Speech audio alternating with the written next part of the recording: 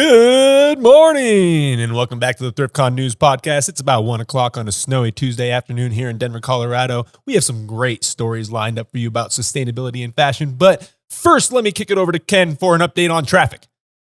It's Ken Barbaro here. It's a snowy day out in Denver, Colorado. Traffic is mild, but expect delays on the traffic rush home. I-70 is a mess. Don't even think about using Colorado because you will die there. How you doing, Brian? Do I do the sports? Yeah. Sports are expensive. Let's kick it over to the Bry guy for sports. Bry guy. Sports are expensive and they turn into politics. Back to you. Okay, shut up and dribble, LeBron. Just kidding, LeBron. That's not how we feel. I did like Space Jam, by the way. So saw it on the plane. We've talked about this. If we talk about it, I don't know if we talked about it on the podcast, but we have personally talked about this. I like Space Jam. It was good. Does it compare to the old one? No. Is it something No, new? but it's not. How are you? No, you can't. Mar, shut up, because you can't compare it because you're not fucking 8 anymore. So whatever. Welcome to Tea Time, a show that spotlights the growing and changing world of vintage, and not only the clothes themselves, but the stories and people behind them. Covering everything from reselling to sustainability, this is the ThriftCon podcast. Just saying. He'll have his chance. Facts.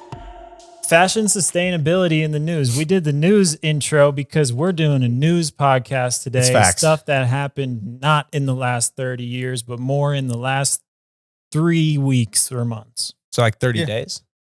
No. I don't know. Some of them were longer than that. Okay.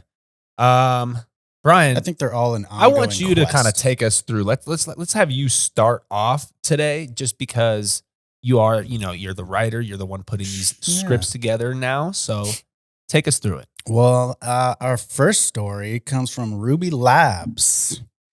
Ruby Labs will be releasing a magic air fabric that hopes to clean up our mess. Magic like Aladdin magic? I don't know. Let's see. Okay. So this year, a company by the name of Ruby Labs, it's founded by two twin sisters, Layla and Nika. Are they hot? Super hot. You shouldn't have asked that, but they are. They are. Are they actually kind of hot? Yeah. Oh, hell yeah. They're not bad looking. So this is Okay. why Why they're can't I hot. ask that? I don't This is- know. this I is don't why. Top of mind. We're not They talking about their are- looks right now. We're talking about their inventions. They're smart too. Yes. Yeah. and their Good. connections. They are connected. Unbelievable. Yeah, I mean, gotta be. They're two nieces of the founder of the BB fashion brand. So that they're B-E-B-E. connect- B-E-B. Yeah. Bebe, BB, BB, Oh, BE. Oh, BB. I believe. I don't like know. Them little like sweats. They got sweats, shirts. They got all types of stuff. And shirts with a- what is like- it? I don't yeah. know. It's a chick brand. Cool. Yeah. We should know more about it. We don't. Fucking sue us. Go on, Brian. It's worth a lot of money. They plan to release a textile. that Really? I thought it was like a apparently Forever bypasses- 21 type thing. It is kind of, yeah. Yeah, that's like kind of still what worth I'm a like. lot of money. Yeah, Oh, yeah, for sure. yeah. Forever 21's cheap as shit. I mean, it's been around for The decades company- for sure. Oh, yeah. Okay, go on. They plan to release a textile that bypasses the whole agriculture and manufacturing thing other fabrics have been made by for hundreds, nay, thousands of years. Hey. The carbon negative process captures CO2 from the air and somehow turns that into something to be worn. Trickery? Witchcraft? Both, maybe. That's some Harry Potter type shit.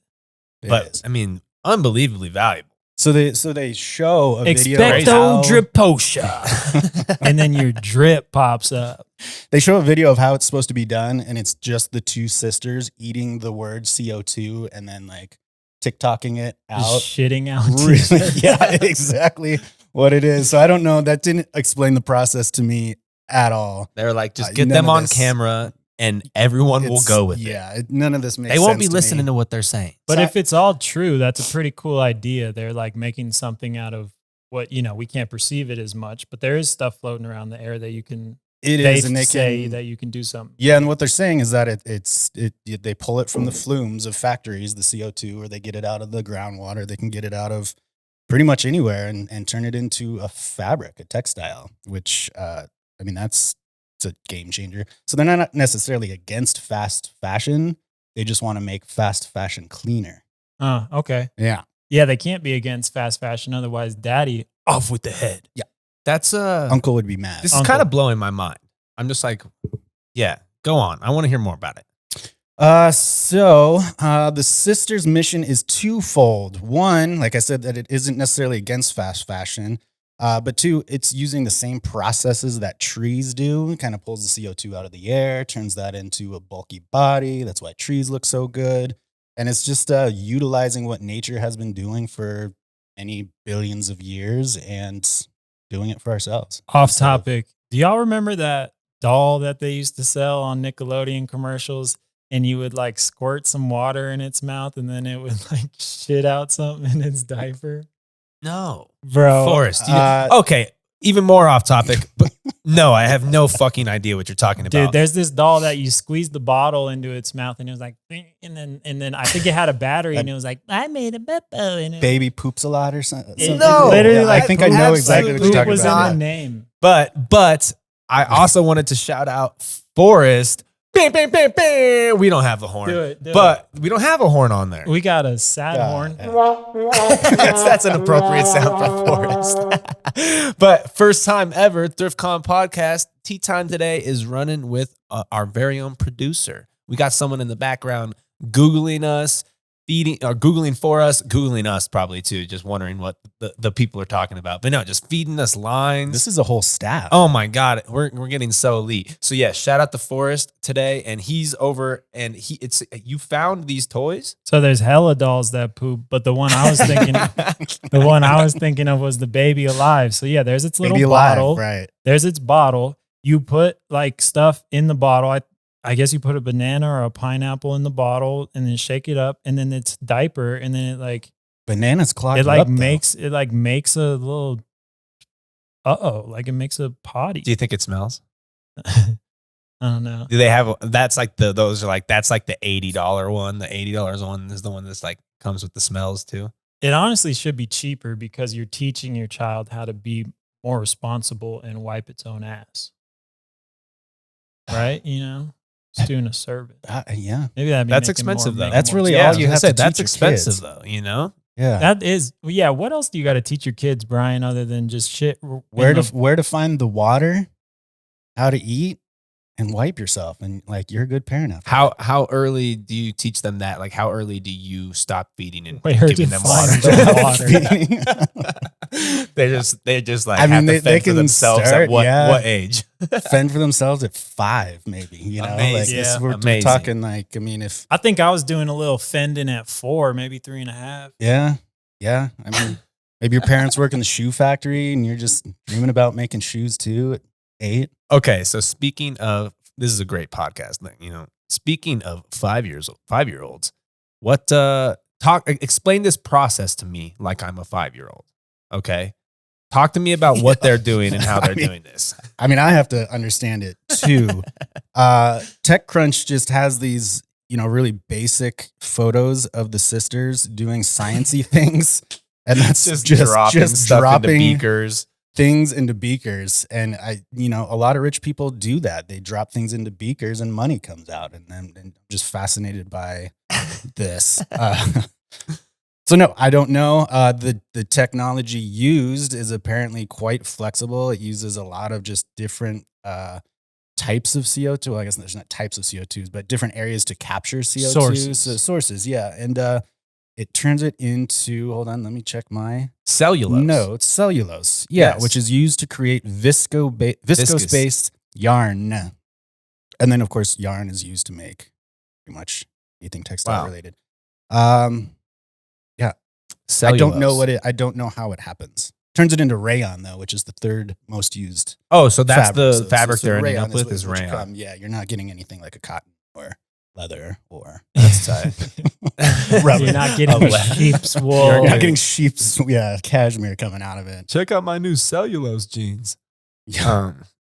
That is pretty cool if this is real though. I would say that I don't know if it's very cool that this is 2 young women doing this. That's very dope. If it works out, I hope it does work out. That's very awesome. They only raised $4.5 million though. I don't know how much like weight that holds in the fashion global world, fashion yeah. industry or in the anything industry. They'll have to take this to $4.5 Shark million is Tank not for going to sure. get you very far. Well, I was gonna say, I hope that's just, you know, I'm assuming that's just an initial raise. Angel raise. Right, right. But yeah, well, I guess we shall stand to see. I mean, because this would be a big product. If they do this, like, and this is successful, obviously people would then take the idea and run with it. Hopefully we'd figure out how to make other fabrics from it. But this is a big deal. Something has to happen. And, this is probably the first step to something happening. Although they do have their uncle behind it. They're very quick to point out that they don't have any stake in BB, but he is obviously an investor. The CEO from ThreadUp is an investor, and they're really big into sustainability. If they see it work, a lot of stuff from them for sure. Yeah, I think the most obvious problem I see with this right now is them getting a little patent hungry, like trying to monopolize this technology. And then what comes of it is really expensive fabric that no one else can replicate and no one else uses. Yeah. That could be a problem. Yeah, that's exactly what this writer said too, is at first it's just going to be for high-end clothes, and it's just going to be, this was made out of carbon, so we're going to put it on the fashion runways. Right. It's not going to be cheap initially. Right. It'll be several decades before it hits Walmart. Very cool, though. Feeling very science fiction with that one, I'd say. Yeah, you're grabbing stuff from the air and making clothes out of it. That's magic.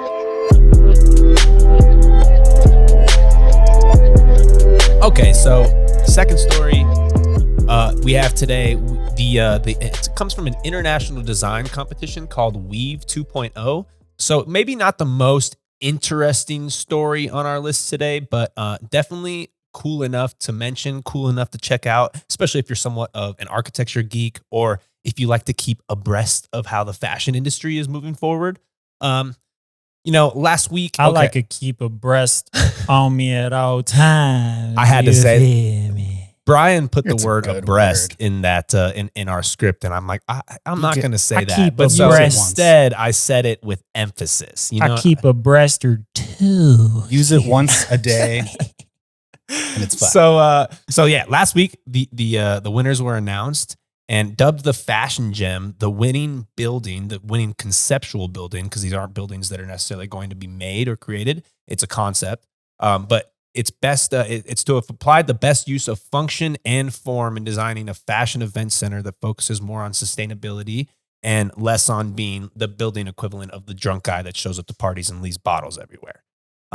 Here's the thing: when high-end fashion brands do fashion shows, New York fashion shows, Paris fashion shows, when they come out to showcase their new lines, even if they do it in like a Miami, when Louis Vuitton does these shows like the one they did for Virgil. There's a ton of waste, a ton of money, and a ton of waste goes into those productions. I was thinking about where's that motherfucking statue at? That one is living at one of the Louis Vuitton stores right now. It's cool. It's like a 2, 3, 6. I don't know, right? That's crazy, and that's like exactly what what part of this article is talking about, and part of the reason for these people trying to design a fashion event center, because there is like not only is like the clothing itself is wasteful because they have to produce these big lines, which a lot of times are one-of-ones. They're not really like, made as ready to wear, and they're just coming up with these ideas. So it's a lot of fabric just being used, things being cut up. So there's tons of waste and scraps as far as fabric and production goes. And then, there is all the installations at the show itself. Each guest gets little gifts usually. There's invitations, like Margiela is famous for doing, like, sending out these crazy elaborate invitations to their shows. So there's all of this shit that goes into these fashion shows that kind of come with it. I mean, and it's just for a couple hours. Yeah, and even just like the bar and the caterer and the water bottles, like, everything. Like, it's like these big, huge productions. Signs I've noticed at our events. I'm like, what do I do with this sign now that I made this for this event?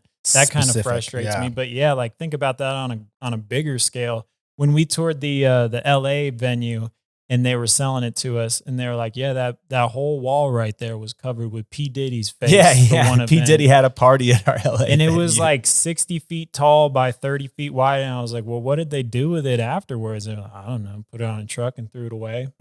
Yeah. Okay. Happy birthday, Diddy. Yeah. It's crazy. There's a company around here, probably in many places, but you can buy old billboard canvas, and people make furniture and tents and things out of it. It's kind of goofy because you'll see like a half Corona, half Modelo tent from these farms. That's pretty cool. It's kind of cool. Yeah. That is kind of cool. Yeah, I do like that.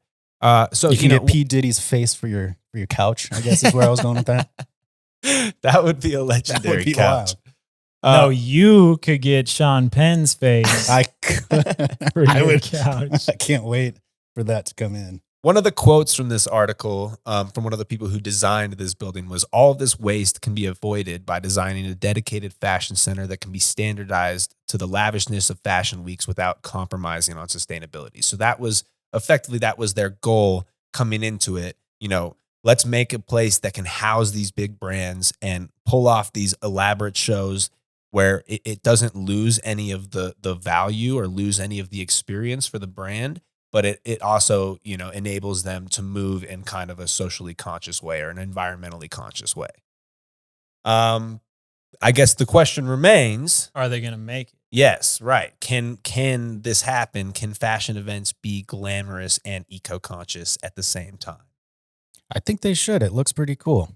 It's just an upside down bedazzled jewel right on the. It's a cool building. Cool.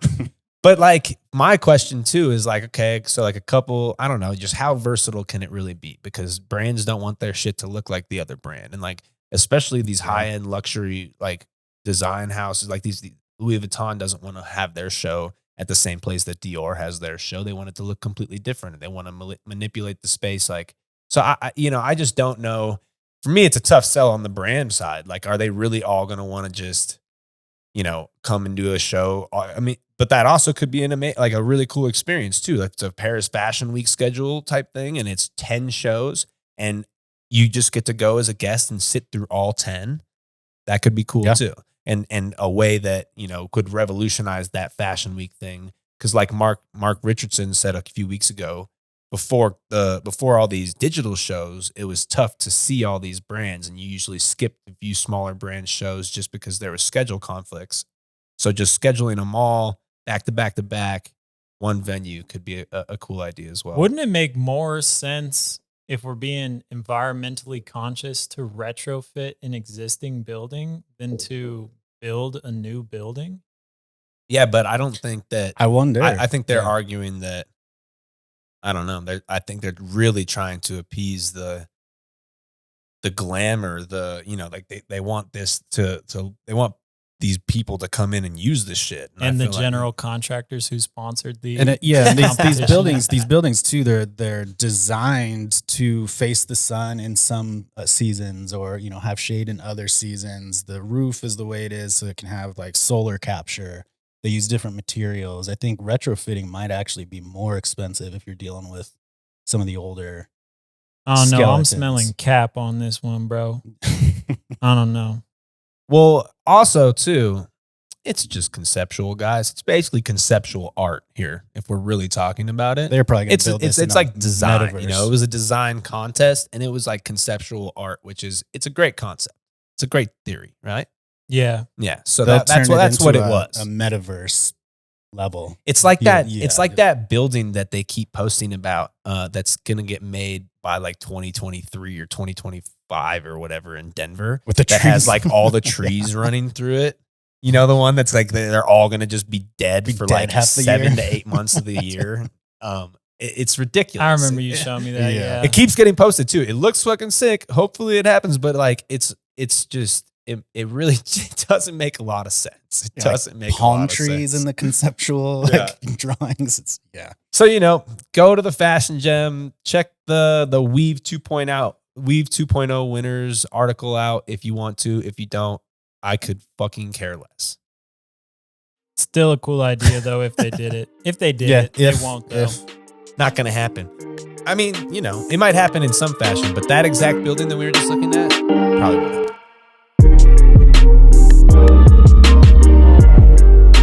Fashion story number 3, vintage fashion, social accountability, sustainability. Fashion news number 3 is New York State bill writers. What are those called? Senators? Something like that. Drafted up an act that they want to bring into law called the Fashion Sustainability and Social Accountability Act. So, big dogs the New York State government's coming to get you, and not like Cuomo did. You know what I'm saying? Yikes. Anywho, it was a new bill that was introduced last month in New York, aiming to hold these bigger clothing manufacturers accountable for not only their worldwide waste, but also their kind of how they treat their workers.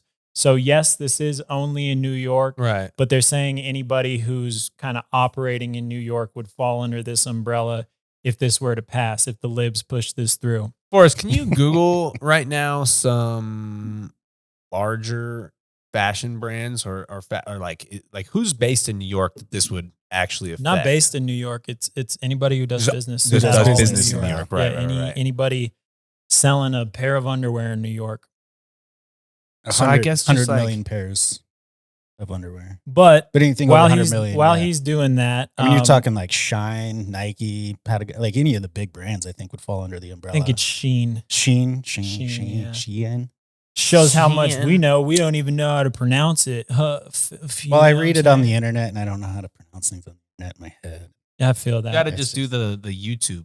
Yeah. How do to I pronounce? say? Yeah, dude. And then you hear that weird like woman's voice, like Sheen. But I'll get back to it. It's anybody who does global revenues of at least $100 million, and they Okay, so would this be is- required to disclose their plans to identify, prevent, mitigate, and account for how they address the adverse social and environmental impacts of their production processes.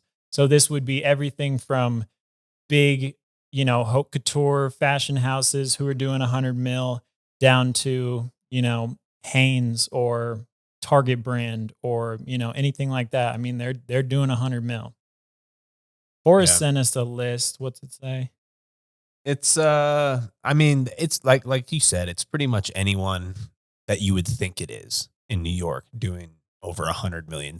Once we put the 100 million valuation on it, that really kind of answered a lot of the questions, I think. So the bill is aimed at requiring an increased commitment to sustainability from all parts of the industry, all industry participants, thereby eliminating the perceived competitive disadvantages of adopting a climate-friendly method of production. So in simpler terms, that was from an article, but in simpler terms, there's a wall that you face when you're trying to switch to a more environmental practice. And this bill essentially is saying that, we're going to kind of eliminate that wall because everybody's going to have to get over that wall.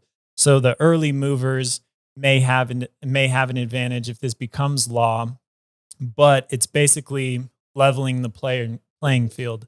One of the bill's supporters, Maxime Bedat, the founder of the New Standard Institute, says that the bill is inherently kind of pro-business because right now companies are essentially uncompetitive if they're doing the right thing. Right. That's why all of the socially conscious or the environmentally conscious clothing that gets made is fucking double the price. Yeah. Triple the price. You know what I mean? And that's why a lot of people don't make it because they're like, we'd have to up our prices so much, like no one will buy it. Like it's just so that's pretty much what we're talking about here. So I was reading one article that was kind of diving into this law, and it was kind of funny. So there's brands that already operate under this ethos or in a similar or actually this way, like Patagonia, Reformation. There's a lot of brands that are, posting this publicly, what they're doing, where their supplies are coming from. They're very transparent.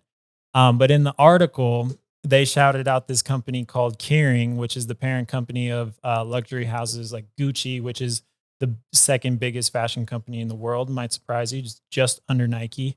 Bottega Veneta, Yves Saint Laurent, Balenciaga. So they announced in 2017 their 3 pillars of sustainability, which I just thought were funny. So vague. Care, collaboration, and create.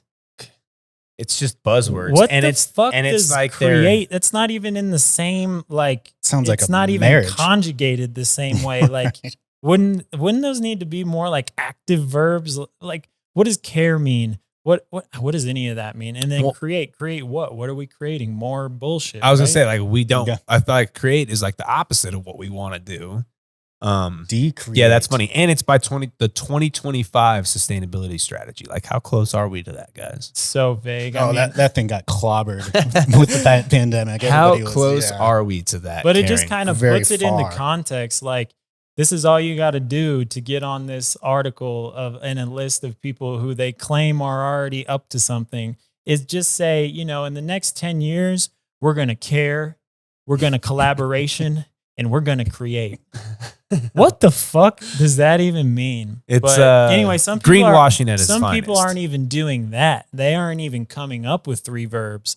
So it's better it's if you fucked don't. up. Better if you don't. You think? Yeah. Don't feed us the shit. Just keep moving down there in the slime, stay in the gutters, and be who you are. Don't give us care, collaboration, and create. Okay. So yeah.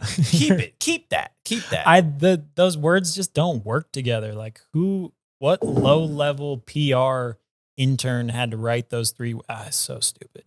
But back to the bill. The bill says any retailer that sells or operates in New York, so all these big dogs, the ones that we know, will have to write a report detailing what kind of an environmental impact they have. Not only that, but the treatment of its workers will also be highlighted, will have to be highlighted too. If they fail to do so, they can be fined 2% of their revenue and be taken open to lawsuits from anyone. So civilians are deputized with the right to sue. Just sue. These companies. Okay, that doesn't seem that hard though. They just have to write their own report. Yeah. That's fucking pretty easy. Okay, cool. Yeah, I just got to give you guys a book report. How many pages? Well, that's the thing is that so one of the rules is that at the minimum, the companies are required to map at least 50% of their supply chain. What does 50% mean? Does that mean 50% in regards to their total expenses towards that person? Or is it just individual vendors? Like you might have 10 vendors, but one vendor does 80% of your business and they are shit. You just pick 5 of them and pick the all right one. Yeah. There's a lot of problems with the law, but I guess it's moving towards something better. Got to take a step, I suppose. You got to take a step. I do think that if people are going to, these companies, they're not people, but these companies are going to figure out a way to get around it. But in the ideal world, if they did this the right way, it would be a step towards something better because it's useful to know these things. And if consumers actually gave half of a fuck, they might go check it out and just maybe make a purchasing decision based on that. But the issues I see with it are there's not enough consumers that care enough. The only people who are going to be active enough to care are the people who are going to be deputized with the right to go sue them. So they're incentivized strictly by money and not by changing anything or doing any good. They don't have to report. There's these thresholds that they have to match, but it's all semantics. It's all in the language of the bill. What do I actually have to report? I'll just make the best story out of what I have to say. So I don't see this bill passing. I mean, I was, before we pick it apart too, and just decimate it for it didn't do good enough. It's falling short. Going back to the quote earlier, it is, I think they are trying to shape it a little bit to be pro-business because of that exact reason. If they make it so crazy, it'll never pass if all these giant corporations are against it. But so kind of painting it oh no, it's not so bad for you guys. Or even giving them here's some outs, you know what I mean? Hey, it won't be super, super crazy just all at first. I think that maybe that's an effort to try and get the thing passed, which it still probably won't be. The trouble is that it's a state law. So you only have to approach half of the representative body that probably doesn't get lobbied nearly as much as a senator does. You don't need a big budget to lobby your way out of this. So that's also a problem that it's only a state law. But it is cool to see this being written into a proposition to be voted on because it's useful. It's definitely useful. The people who care would love to see this stuff put out by all these companies.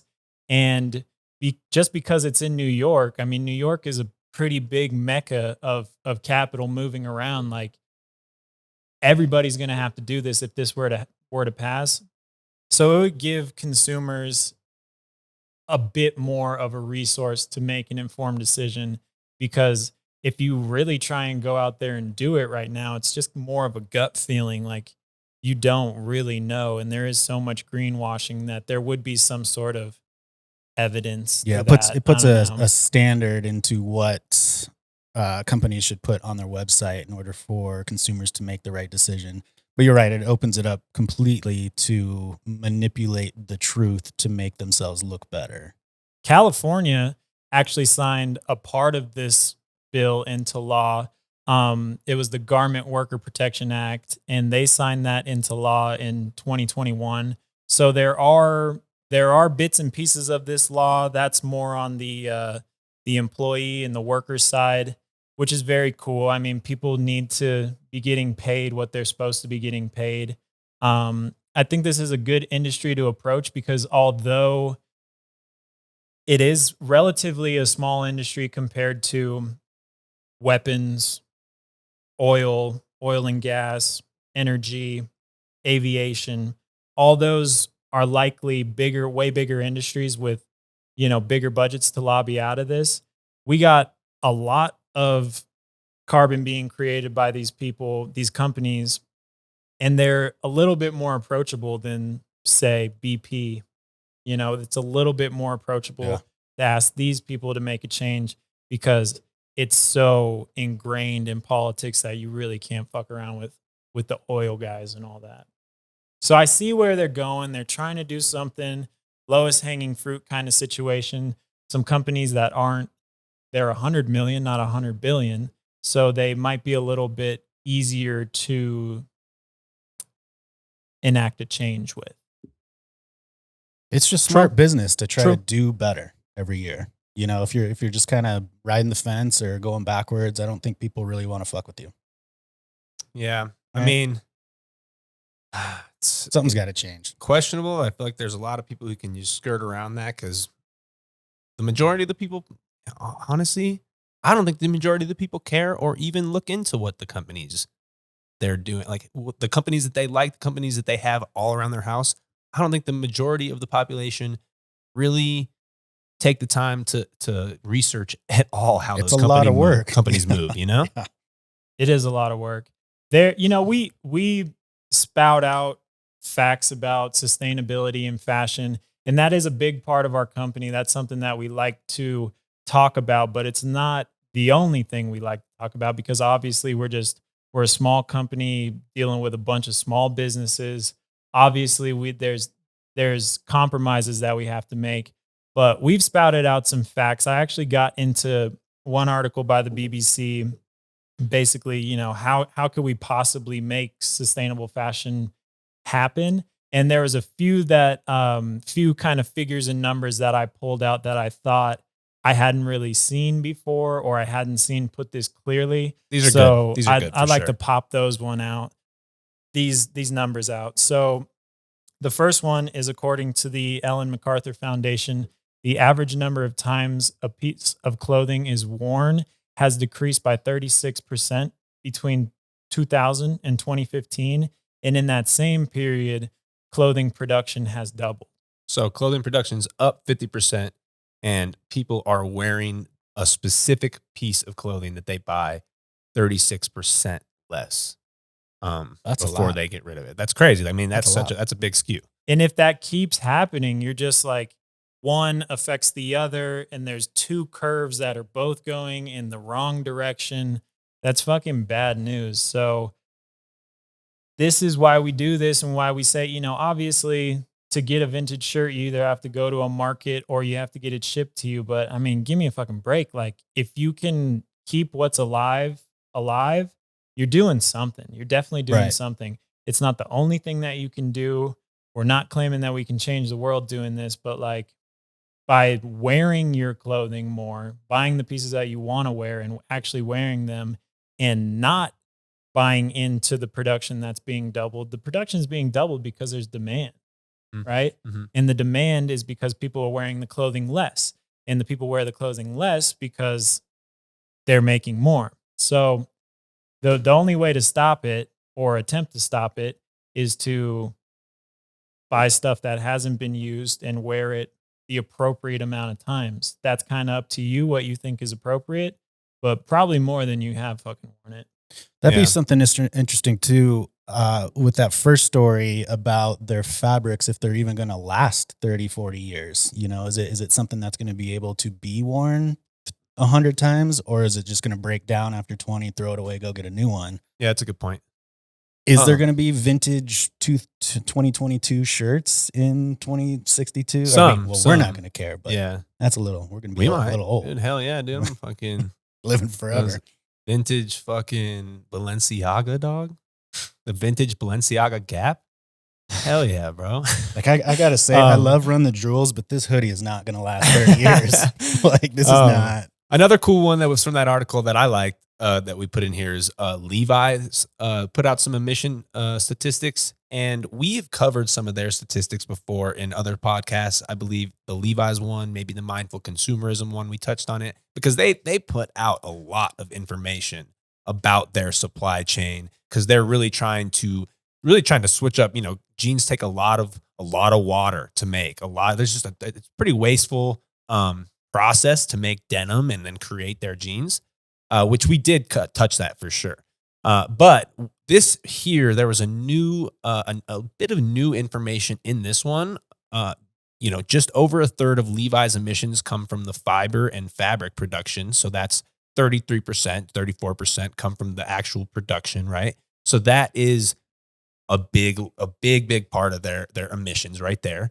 But then another 8% comes from cutting, sewing, finishing the jeans.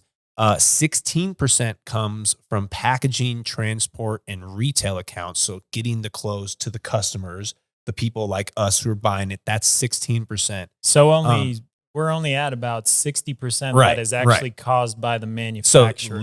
So 60% Levi's emissions, all the emissions that Levi's create, only 60% is actually are personally responsible for. That remaining 40% actually comes from consumer use. So from us washing the jeans, us disposing of jeans in landfills. So the rest, the 40% of Levi's emissions that are produced come from us. What's the takeaway?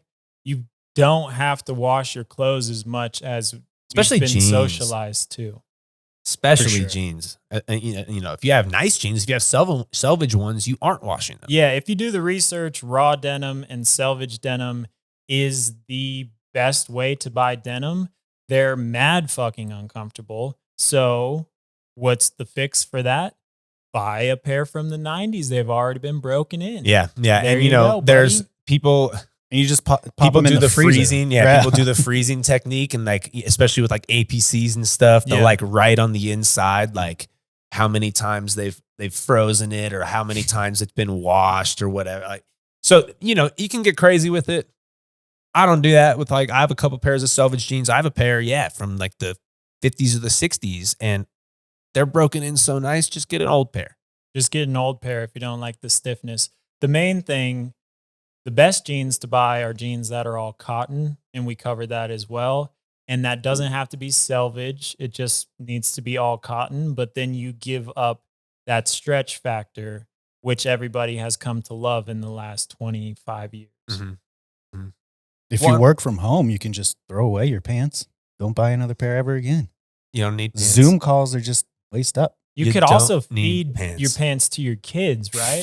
Feed your pants to your kids. Just boil it. Cotton is air organic. fry it. Air fry it. Ooh, anything can be air fried, baby. Same thing with Crocs. The last thing, Crocs. You don't even need to hit the grocery store can anymore. eat Just go to the Crocs? mall. Yeah, dude. Hell yeah. Yeah, dude. That's gnarly. It kind of reminds me of my mom was cooking. Yikes, dude. I hope she doesn't listen to this. She does not. She so does not. Oh, take us into the last fact, Ken. She ain't mad though. The one thing that I have never heard that I think is really important to consider is that just by simply continuing to actively wear a garment for 9 months longer than you normally would could diminish its environmental impacts by 20 to 30%. So just keep that in mind. Keep it out of the landfill. The one key word is continually wearing it. So basically what they're getting at is the amount of carbon and other greenhouse gases that were created as a ratio or as a function of how many times you wear it. Meme right now with all the numbers going around the lady's head. But that's what they're saying is that like if you like every time you wear it, you're basically like a price per wear, but this is like a carbon per wear. Yeah. Like wear your stuff more so that you can then feel better about it once its time has come to be passed on. And I say passed on because that's what you're supposed to do. Find a place to recycle it. It's harder than you think it is, but that is the best way to do it because we all know that thrift stores exist, but what we see at the thrift store is just the tip of the iceberg. We're talking about, oh, the thrift stores are dry.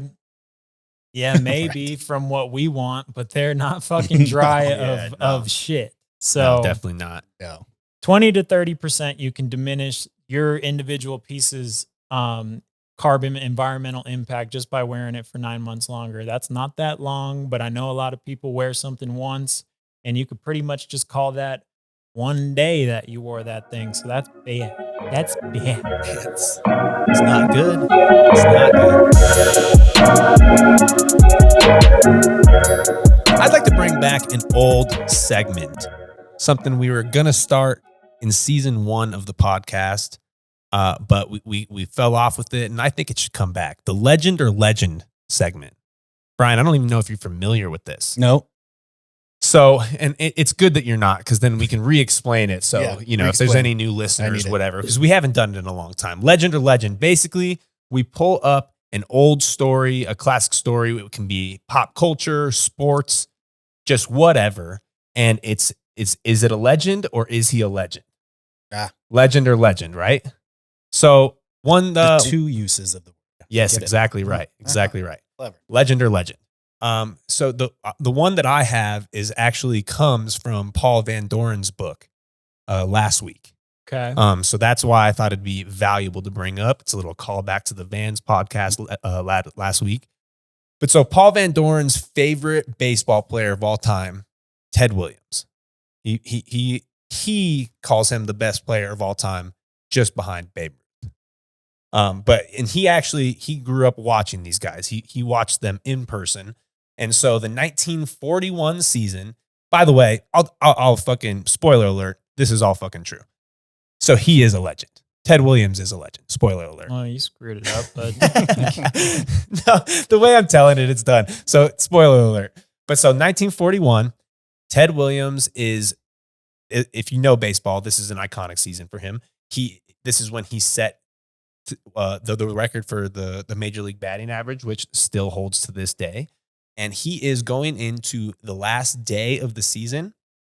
He is sitting at a 399.95 batting average, which they would round up to 400. No person has ever hit 400 in the history of the league. Batting average, it's never been done. So he is, before the last day of the league, sitting at a 400 average, and they have a doubleheader going into it. And the whole team, the manager, everyone basically is telling him to sit. Like, sit the shit out. to Like, not screw it up. yeah. They're like, what are you doing? You're going to have 8 at bats, at least, like 7, 8 at bats. Like, you should just sit, whatever. But Ted Williams, like the fucking boss he is, he's like, fuck that shit. He's like, if I'm going to break a record, if I'm going to set a record, I'm going to do it. I'm playing every game. I'm about to do it. It's going to be what it is. And they're not going to round it up. Yeah. So he comes out, plays the doubleheader. To everyone's chagrin, everyone's like, dog, you just made history, like baseball history, and you're going to fuck it up. Comes out, pops off 6 for 8, raises his average to 406, and no one's touched it. No one's touched it since. Still 406. So he is a legend. There really wasn't like much discretion to this one. So, legend or legend. I'm just telling the story because he's a legend and it was relevant from last week, but there wasn't like it's facts and everyone know that he chose that. Forrest, what are you talking to us about? Forrest is sending us stuff. Ted Williams is apparently frozen in a lab. What? What? I think This is the kind of content said. we need. I don't watch any baseball. Who's the best hitter right now in baseball? No idea. Okay, so Aaron Judge. Is that his name? The dude from the Yankees. Aren't they going to strike or they want to strike? There's going to be another strike. I read a headline somewhere. Really? Yeah. I mean, let's put one of these guys against, of them, dude. Against a 220-pound smokes a pack a day pitcher from the 19 motherfucking 40s, white as the day is Bryce Harper just in the fucking box. Unathletic ass, cigar smoking, whiskey drinking, adulterizing fatso, throwing you a 85-mile-an-hour fastball. I think everybody these days is knocking out of the park, but you can't really make that argument because you don't know, and because everybody's skill kind of progresses with the game. So in that moment, he was a sav. But yeah, like honestly, people try to say that Babe Ruth is like one of the greatest athletes of all time. Yeah, give me a go. Come on. I'm not buying it, dog. Come on. Babe Ruth can't even stand in the same fucking room as LeBron. Or when Barry Bonds, like great athlete, all that, but when he was the biggest deal, my dude was pushing 300 pounds. Like, come on, my guy. That's not an athlete. That's a skilled player. So I was hired. I can't use specific names, I suppose, but I was hired back in the day at a very large clothing store. Whorehouse. What? And the manager was married to a pitcher from a local professional baseball team. And she was talking about how he got booed off of the mound because he liked to use drugs, but he couldn't use drugs that would pop on UAs. So he went out with like a couple capfuls of GHB, couldn't see straight, tried to pitch in front of like 11,000 people and was like falling down, still making $250 a year. What's GHB? It's a date rape drug. But you can take it. God. But you can take it without alcohol and not actually black out. So this is the lengths that a professional player was going through during a game, mid-game. I thought it was crazy. Doc Ellis. Yeah. Doc Ellis throwing the no-no on LSD. Did that happen? Has it ever been confirmed? He says it did. Forrest is over there shaking his head vehemently. Yes, like, oh, dude, it is. Vice has always said, dude. Yeah, no, I mean, it's out there. But like, did Boss Hogg drink 40 beers on the way from Philly to LA? You got a problem if you're willing to use during a mid game. Like that's a lot. That's a lot riding on it. That's a problem. Yeah. Oh. Well, hey, now we're a baseball podcast.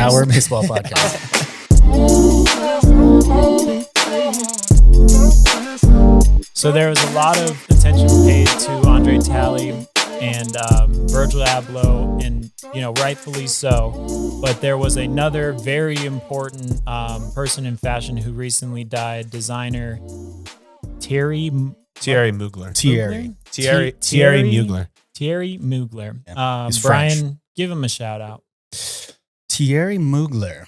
He was a French fashion designer, creative director, and creative advisor of Mugler. So that was a 1970s brand. Mugler, I believe, guys? I don't French. know. I'm saying it the American way.